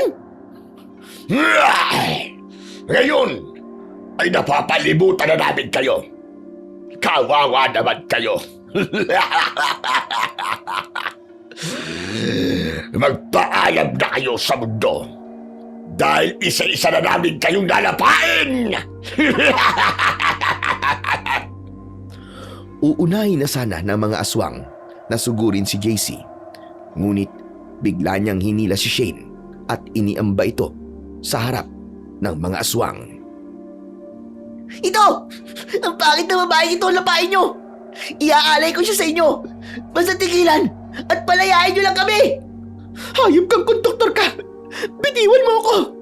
Hindi mo alam ang ginagawa mo! Tumigil ka! Wala na kami pagpipilian, kundi ang ialay ka para sa kaligtasan namin! JC! Mali ka! Si Shane ang alas natin dito! Paganahin mo nga ang kukote mo! Tarantado ka talaga! Huwag kang padalos-dalos! Bitiwan mo siya! Hoy, JC! Huwag kang friendship ko! Much better kung yung babaeng maganda na yan sa tabi mo ang ialay mo! Remember mo yung hula ko sa'yo? Avoid mo ang want mo at embrace mo naman yung hindi mo want. I guess, si Shane ang dapat mong i-embrace. Ew! At bakit ko naman i-embrace ang pangit na babaeng yan? Hindi ko maatib. Saka wala kang karapat ng diktahan ako, Dora. Saka hindi ako naniniwala sa hula mo. Kalokohan mo! Aba, bahala ka. Kita mo nang nangyayari na ang hula ko kay Jose. Kung ayaw mo maniwala, kiber langs. Pero I'm warning you, huwag mo kaming idamay kapag napahamak ka. At never ever sisimi sa gagawin ko. Walang ano-ano ay biglang itinulak ni Dora ang magandang babae. At nang tangkain itong sunggaban ng mga aswang, ay mabilis naman itong hinila ni JC. Iniamba nito ang jungle bolo at iwinasiwas sa mga aswang. Wag! Baliw ka ba, Dora? Ikaw pala itong padalos-dalos eh. Maling-mali ang ginawa mo. At dahil dyan, kayong dalawa ni Shane ang itutulak ko ngayon sa mga aswang. Kayong dalawang mga pangit kayo ang dapat na malapa. Galit na ipinagtulakan ni JC sina Dora at Shane sa harap ng nanggigigil na mga aswang. Sinikap naman pumalag ni Dora at nanlaban kay JC. Pero mas malakas si JC. Ngunit bago tuluyang maitulak ay naisipang hatakin ni Dora ang magandang babae. Kaya naman ay tatlo sila ni na Shane ang natumba sa harap ng mga aswang. Pero sa halip na sunggaban sila ay katakatakang umiiwas ang mga ito sa kanilang tatlo. Napapaatras ang mga ito na parabang may puwersang nagtutulak sa kanila palayo. Ang mga mukha nila ay parabang nandidiri at takot na takot. Maliban kay Mang Carbano na galit naman ang itsura. May malakas na kontrang enerhiya ang bumabalot sa isa sa mga ito. Mga kasama, gawin niyo ang lahat ng paraan para mapaghiwalay-hiwalay sila at para matukoy ko kung sino sa kanila ang banta sa atin. Sa narinig ay mabilis na yumakap ng maigpit si Dora kay Shane. Ganon din sana ang gagawin ng magandang chicks, pero naunahan na ito ng isang aswang na sumugod dito.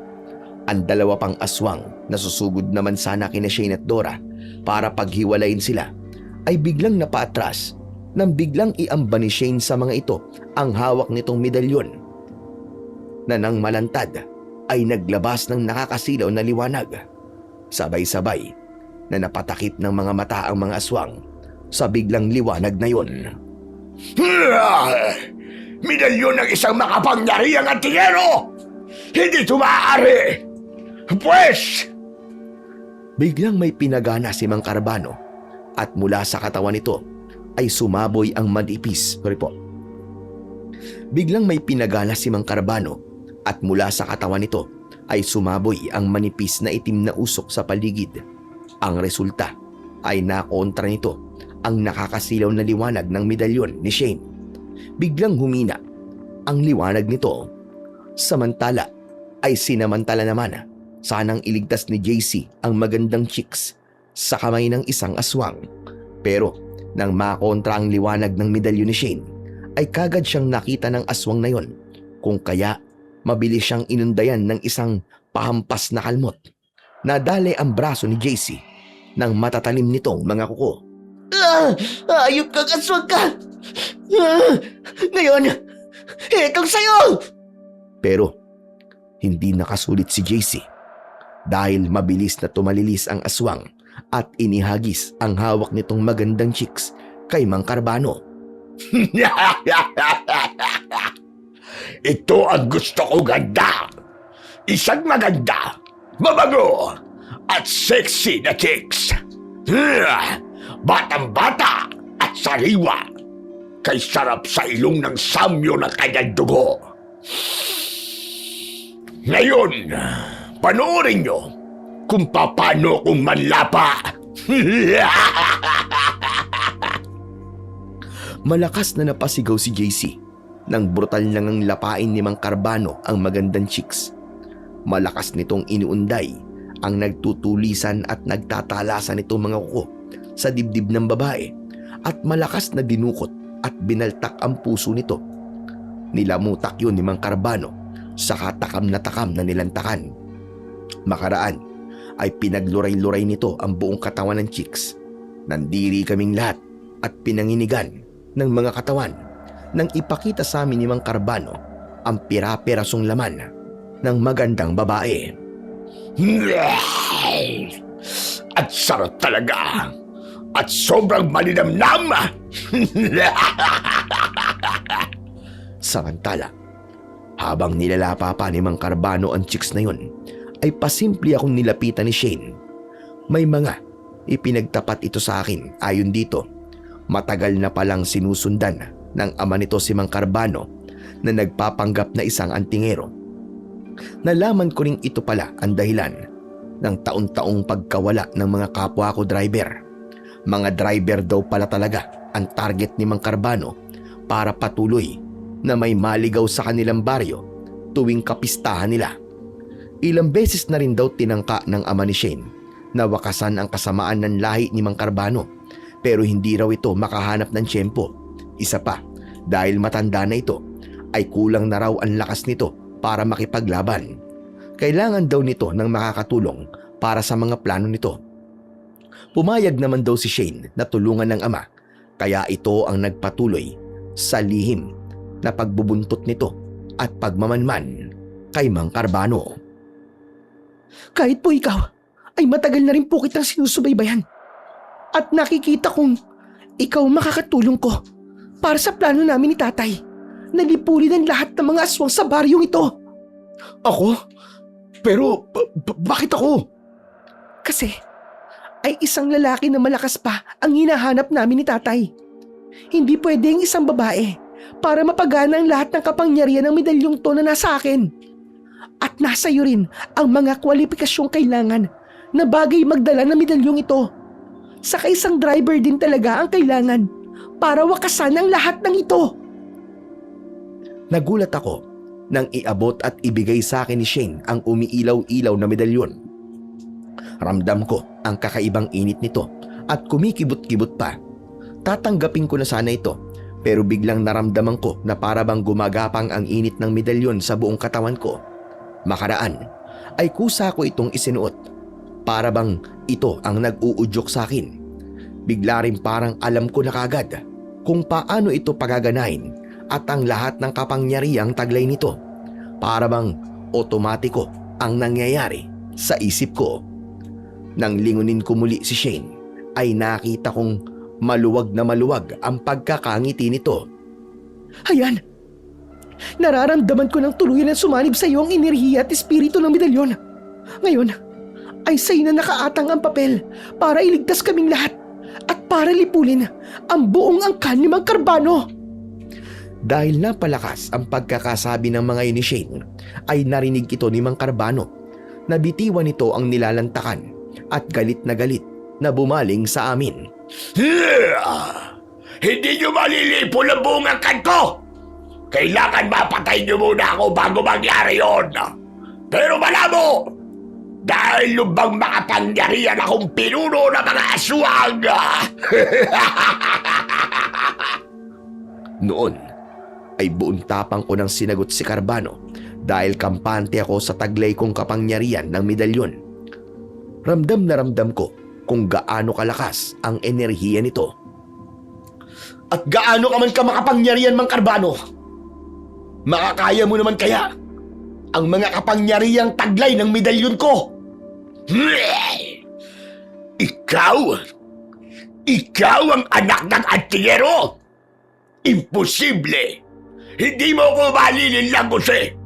Nabigyan na kita ng peke kong medalyon at naakay rito sa pamamagitan doon. Tapos ikaw ang anak ng isang artillero? Sinungaling! Hindi ko ba alam na gumagawa ka lamang ng kwento para pagtakpan ang katotohanan wala kayong laban sa akin?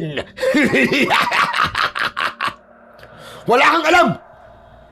Makapangyarihang alam pala. Pero hanggang dun lang yun. Kakakurampot lang pala ang laman ng utak mo. Nakikita ba ang suot ko medalyon, ha? Ito lang naman ang lilipol sa inyong lahat ng mga kampon ng kadiliman. Nang sandaling yun, ay naglabas ng kakaibang ilaw ang suot kong medalyon. Naramdaman kong may kusang gumana rito. Pinakiramdaman ko ang sarili ko. Bigla ay parang may mga bagay sa paligid ang naglalabas ng kakaibang kulay berdeng kinang na palagay ko ay ako lang ang nakakakita. Una ay ang peking medalyon na nakadikit sa bumper ng jeep. Parang may enerhiyang sinisipsip ang medalyon ko mula rito. Yung pala ay nagsisilbi itong medium para matukoy ko ang mga kahinaan ni Mang Carbano. Isa kasi itong bagay na galing dito. Ikalawa ay si Mang Carbano mismo. Matapos matukoy ng medalyon ko ang mga kahinaan nito, ay isa-isa ko namang natukoy kung gaano kalakas ang mga kapangyarihan at mga abilidad nitong taglay. Dahil naman sa mga ito, ay alam ko na kung paanong kukontrahin ang mga ito gamit ang iba't ibang kapangyarihang taglay ng medalyon ko. Ikatlo ay ang rebulto sa gitna ng baryo. Dito pala nagbubuwat ang mga kapangyarihan ni Mang Carbano. Ang panghuli ay bumalik ang paningin ko sa jeep.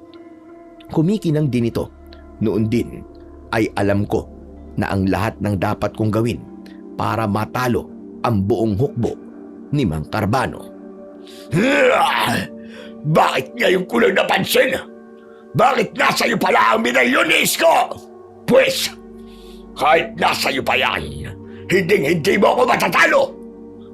Mas malalakas sa mga kapangyarihan taglay ko kaysa dyan sa medalyon, Isko!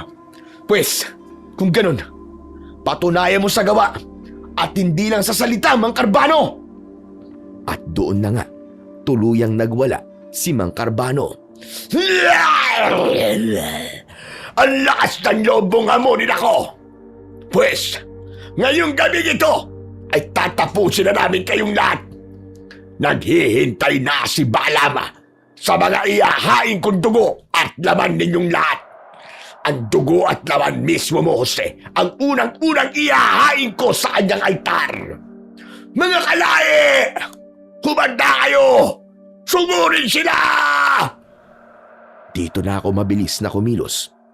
Una ay dinampot ko ang peking medalyon ni Mang Carbano na idinikit nito bandang una sa bumper ng jeep. Bali wala na sa kapangyarihan ng medalyon ko ang epekto nito Kay dali ko lang nadampot. Makaraan ay malakas ko tong inihagis sa harap ng papasugod na si Mang Carbano. Sumabog ito at lumikha ng apoy na humarang sa grupo nila. Pero kinontra ito ni Mang Carbano. Agad itong nagpalabas ng manipis na itim na usok at pinatay ang apoy. Kahit anong gawin mo, ay di mo kami mapipigilan, Jose! Nalalapit na ang iyong wakas! Sa kabilang banda, nang sandaling hindi pa naaapula ang apoy na nilikha ng inihagis kong peking medalyon, ay sinamantala naman yun ni Shane para akayin sina JC, Dora at iba pang kasama namin pabalik sa jeep. Mga ate, mga kuya, magsasakay tayo muli sa jeep. Dali! Protektado tayo sa loob ng jeep dahil nababalot na ito ng pinagana kong kapangyarihan ng medalyon kanina. Hindi tayo dapat makuha ng mga aswang. Tama nang isa lang sa atin ang nalapa. Ayoko nang masundan pa yon. Pero, paano naman si boss? Sasamahan ko siya, tutulungan ko siya lumaban sa mga aswang. Sayang naman to jungle ball na binigay niya sa akin kung di ko magagamit. Hindi na kailangan, JC. Baka lalo lang siya mapahamak dahil sa'yo. Tatanga-tanga ka pa naman. Saka kayang-kaya na ni Manong Sian. Dili binigay ko na sa kanya ang makapangyarihang medalyon ng tatay ko. Kaya tara na! Una ay nag-alangan pang sumunod si JC. Pero nang muestrahan ko siya na ako nang bahala, ay sumunod na rin siya kina Shane. Sige na! Sumakay ka na, JC! Ako nang bahala rito! Kayang-kaya ko na to! Nang muli kong harapin si Mang Carbano at ang mga kasama nitong galit na mga aswang, ay napansin kong nagpapagana na naman ito ng kapangyarihan ito. Nagpapalabas na naman ito ng itim na usok na unti-unting kumakapal. Noon din ay alam ko na ang pakay nito. Padidilimin nito ang paligid nang sa ganun ay hindi ko sila makikita at para mas madali nila ako na mahuhuli. Ang ginawa ko naman ay kinontra ko ito at nagpalabas naman ako ng manipis na puting usok na unti-unti ring kumakapal. Ang puting usok na ito ay silang mga aswang lang ang makakakita. Matatakpan nito ang kanilang mga paningin, kaya naman ay nangangapa sila na hinanap ako. Buisit! Nakukontra ang pinagana ko! Pwes mga kasama, paganahin ninyo ang talas ng pang-amoy ninyo para matuntun pa rin natin ang buisit na Jose na yan! Gawin nyo ang lahat ng paraan para siya ay mahuli! Nakita kong magpapagana naman sana ng ibang kapangyarihan nito si Mang Carbano. Pero bago pa man ito maisagawa yon, ay ipinasya ko ng unahan ito. Mabilis kong tinakbo ang jeep at sumakay rito. Oh my gosh! Bakit ka bumalik, Jose? Ayun pa ang mga aswang mo! At so ugly nilang pinuno! Dapat mo siyang i-kill! Hindi para takasan lang! Anong susunod mong gagawin?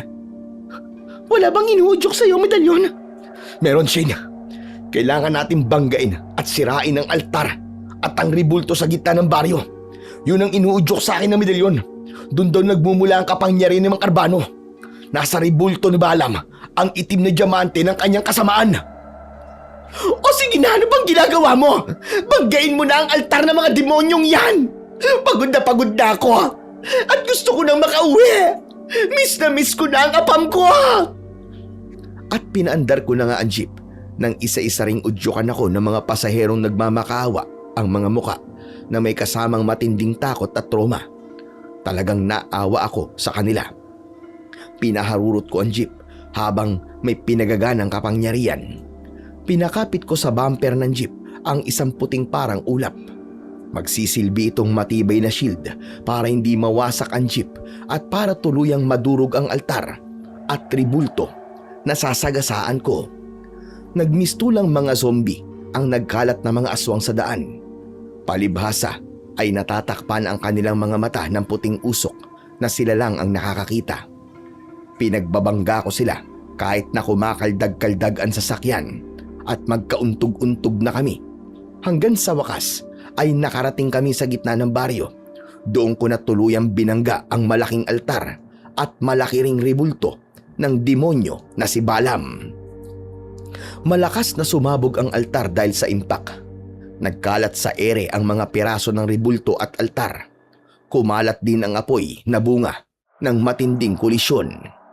Sumunod ay umugong ang sabay-sabay na atungal ng mga aswang sa paligid. Pinakamalakas ang atungal ni Mang Carbano. Ang ribulto ni Balama! At ang itim na diamante ko! Hindi totoong nawasak! Hayop kang husika! Nilinlang mo kami! Hindi pa rito magwawakas ang aming lahi! Babalikan ka namin! Dahil sa lakas ng impact ng pagkakabangga ng jeep sa altar at tribulto, lahat ng mga kasama ko ay nangahilo at kagad nawalan ng malay. Ako naman ay nasaksiyan ko pa ang nangyari kay Mang Carbano at sa lahat ng mga aswang bago ako tuluyang nawalan ng malay.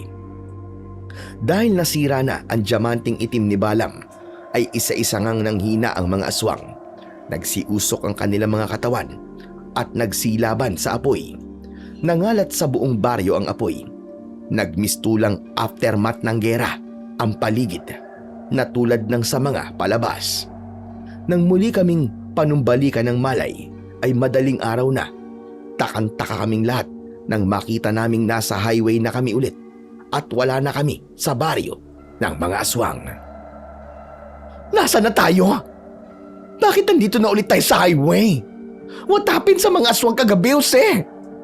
Nanipon mo ba ang lahat ng mga aswang, lalo na ang kanilang pinuno? O panaginip lang ba ang lahat ng iyon? Siyempre natalo ko sila, Dora. Nawasak ko ang altar at tribulto ni Balam at ang diamanting itim na pinagmumulan ng kapangyarihan ni Mang Carbano. Totoo ba talaga yan? Nasaan ang katibayan mo? Ayan oh, wala ka bang mga mata? Tignan mo ang bumper ng jeep natin. Yupi-yupi. Naparis dyan pag bumuka mong puro kanto sa dami ng yupi. Tsaka kita mo naman, may mga bahid pa ng dugo na galing sa mga aswang na sinagasahan kagabi ni boss. Pati gulong at tagiliran ng jeep, puro gasgas din. Saka lahat tayo oh, may mga pasa tayong lahat. O baka gusto mong dagdagan ko pa mga pasa mo para lang maniwala ka? Ano, gusto mo? Ang harsh mo naman. Pwede bang kiss na lang? Dito Gusto kong maranasan kung paano kaya makiss ng isang JC na pogi pero kulang-kulang ang kukote. Hayop kang bakla ka. O bak gusto mo? Boss, pigilan mo ako, boss. Susugaling-galing ko talaga ang bunganga ng baklang yan. Nagtatawanan ang mga pasahero sa eksenang yon ni JC at Dora. Matapos yon, ay itinuloy na namin ang biyahe pa uwi. Pagdating namin sa bayan ng Rizal, ay doon na kami naghiwa-hiwalay. Nagpasalamat ang mga pasahero sa pagliligtas ko sa kanila. Pero sinabi kong mas dapat na magpasalamat sila kay Shane dahil sa totoo lang ay ito ang talagang may malaking papel sa kaligtasan naming lahat. Samantala si JC naman ay tahimik at nahihiyang lumapit kay Shane. Seryosong humingi ito ng tawad sa dalaga. Wala yon. Kalimutan mo na. Kundi sa pangit na pagmumukhang ito, napilit mong pinabababa. At kung ipinilit mo pa rin na magandang chicks kapalit ko, wala na sana kayong lahat ngayon. Kawawa rin tuloy yung magandang chicks. Dapat kasi, hindi mo nalang pinasakay eh. Ayun, nalapa pa tuloy ni Carbano. Kasalanan mo. Ay nako, lesson learned mo na rin yan, JC. Yung mga bagay sobrang hindi mo want now ay pwedeng maging dahilan ng kaligtasan mo tomorrow. Kaya don't judge a person based lang sa itsura niya. Ang true na beauty ay hindi pang outward, kundi pang inward. Meaning to say, is yung kabutihan ng iyong loob. Tapang, malasakit sa kapwa at lahat ng good qualities sa isang tao. Sa akin na lang, matuto ka sa akin. I don't call this face ugly ever, but rather exotic beauty, o diba? Correct me if I'm wrong, and I thank you. Oo na, tama ka na lahat-lahat, Dora. Basta, wag mo lang akong turuan ng kabadingan mo sa pagsasalita. Hindi ko maintindihan. Ang sakit mo sa tenga, sa totoo lang. Kumbaga sa kante, sintonado ka kung magsalita. At least, hindi ako full nakaparis mo, ano ah? Pero, full naman ang mukha mo. Hoy, correction. Exotic beauty to, ano ah? Oo na, exotic na Jurassic. Nako, hindi ba kayo titigil ha? Nasaan ba ang jungle bolo ko ha? Nang tagpasin ko na mga dila ng mga to.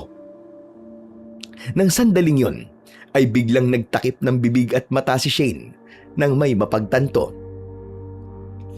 Oh my gosh! My dear eyes! Totoo ba to? Ang bungo mo lumitaw! Hanggang ngayon po, ay hindi ko pa rin makalimutan ang mistulang bangungot na yon na naranasan ko sa mga aswang. Malalim akong napapabuntong hininga sa tuwing naaalala ko yon. Hindi biro-biro ang mapaharap sa mga aswang. Natutunan ko sa karanasan kong yon na huwag basta-basta magtitiwala sa mga tao, maging mapagmatsyag at mapagmasid sa mga taong bait-baitan. Sa mata raw makikita ang totoong intensyon ng tao. Hindi ko napansin noon ang mga mata ni Mang Carbano dahil mailap ang kanyang mga mata at iwas tumitig sa akin. Yung pala mismo ay senyales na hindi talaga ito mapagkakatiwalaan. Lalo na sa panahon natin ngayon, Sir Blair, mas lalong kailangan nating maging alerto. Sabi nga, trust no one but yourself. Hanggang dito na lang po, Sir Blair. Sana po ay may napulot na aral ang lahat ng inyong mga giliw na tagapakinig. Muli, ako po si Jose na nagpapasalamat sa inyo ng marami sa pagbibigay buhay sa salaysay ng aking kwento. Maraming salamat po sa walang sawa niyo pong pakikinig at pagsuporta sa aking YouTube channel na The Voice Addict. Pindutin niyo na rin po sana ang subscribe button at ang notification bell para palagi po kayong updated sa aking mga bagong kwento at mag-iwan na rin po kayo ng isang comment. Muli, maraming salamat po. Hanggang sa muli, mga idol.